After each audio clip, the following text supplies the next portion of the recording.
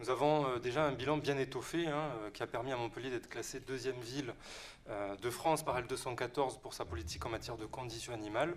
Avec notre majorité et les collègues élus avec lesquels je travaille de façon transversale, et notamment Marie Massard dira un mot tout à l'heure, nous avons donc mis en place les repas végétariens dans les cantines, notamment l'option quotidienne végétarienne et dès la rentrée, 2 repas hebdomadaires végé pour tous.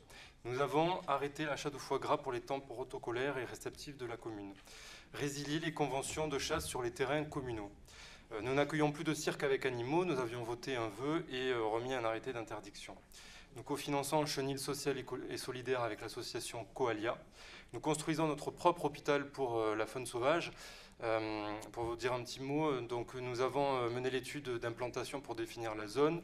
Nous avons mené l'étude d'assistance à maîtrise d'ouvrage. Et aujourd'hui, nous en sommes à la deuxième phase du concours pour trouver un architecte.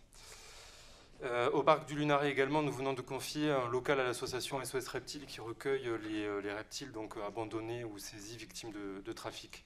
Nous avons des budgets pour financer la stérilisation des chats et le soin des animaux trouvés malades ou accidentés et n'ayant pas de propriétaire. Nous avons installé et continuons d'installer des pigeonniers contraceptifs en nous engageant à ne pas utiliser de méthodes létales ou douloureuses pour la contraception. Nous avons organisé la première formation en France en matière de protection animale. Nous avions invité d'autres communes d'ailleurs à venir y participer. Nous avons mis en place des clauses de conditions animales dans les marchés publics de la ville, dans l'objectif d'avoir du 100% non intensif, pas d'abattage sans étourdissement préalable pour les marchés alimentaires et du non testé sur les animaux dans les marchés de produits ménagers. Nous organisons chaque année la journée Cœur Animal dédiée aux associations de protection animale avec des activités scientifiques et culturelles. Cette année, elle aura lieu le 28 septembre. Voilà, la liste est non exhaustive, il y a beaucoup d'autres mesures.